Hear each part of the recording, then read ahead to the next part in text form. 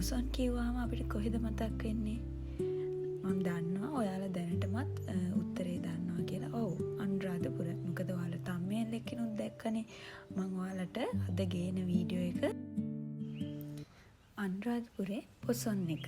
ඉතින් යාළුවනේ මං හිතනවා අනුරාධපුරේට මේ සැරේ පොසොන් එකට ආව එන්න බලාපොරොත්තුෙන් හිටිය එන්න බැරි වුණ මේ ඔක්කොටම මේ වීඩියෝ එක වටී කියලා.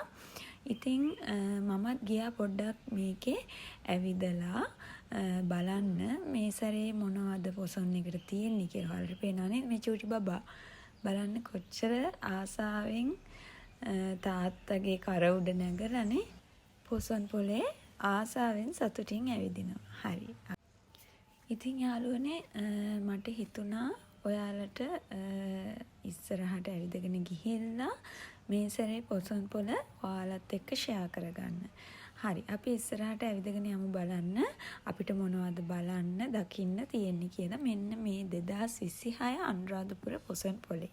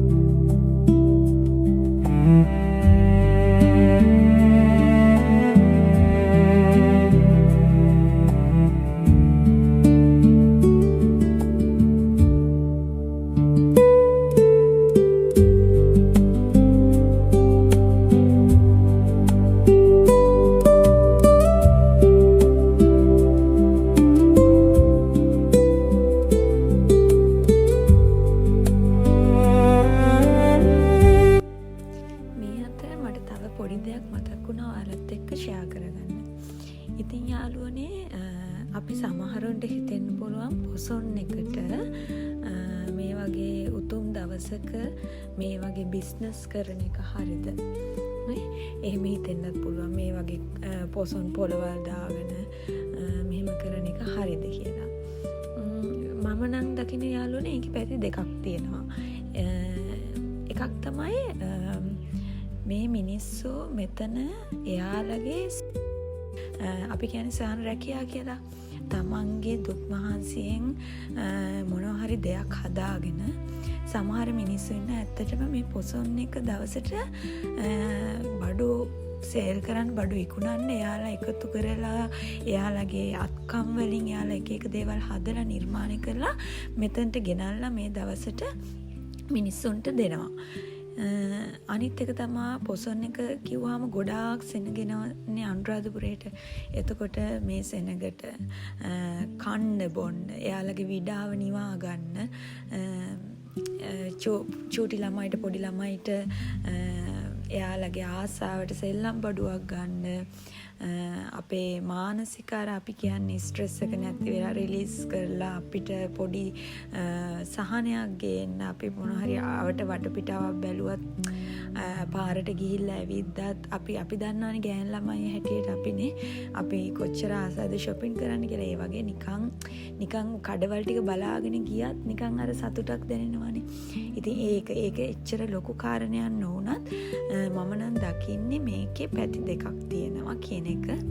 ඉතින් මට ඕනි වුණා ඔයාලත් එක්ක ඒකත් ෂෙයා කරගන්න.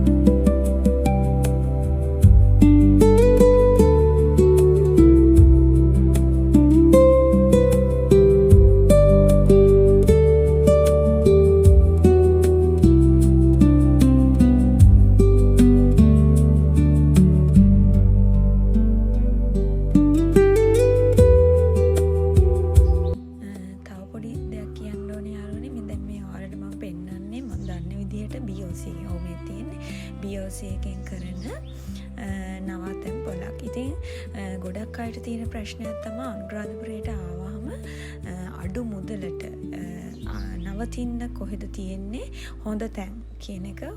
ඉතින් මම බලාපොරොත්තු වෙනවා ඔයාලට ඉස්සරහට ඒ ගැනත් වීඩියෝ වලින් ෂෙයා කරගන්න. ඔයාලගේ අතේ තියෙන බජට් එකට ගැලපෙන විදිහට පිරිසිදු හොඳ තැනක අනුරාධපුරේ ආවහම නවතින්නේ කොහෙද කියන එක. ඉතින් යාළුවනේ ඒත් එක්කම කියන්න ඕනේ මගේ ඊළඟ වීඩියෝ එකත් මේ උතුම් පොසොන් දවසට අදාළ වටිනා ස්ථානයක සිද්ධ වුණ වටිනා පින්කමක් ගැන තමයි මම ඔයාලත් එක්ක ෂෙයා කරගන්න බලාපොරොත්තු වෙන්නේ මගේ ඊළඟ වීඩියෝ එකෙන්. ඒකත් එක්කත් ඔයාලා එකතු වෙන්න කියන ආරාධනාවෙන් අදට මම සමුගන්නවා. එක් හැමෝම සතුටින් පරිස්සමෙන් ආදරයෙන් හොඳින් ඉන්න.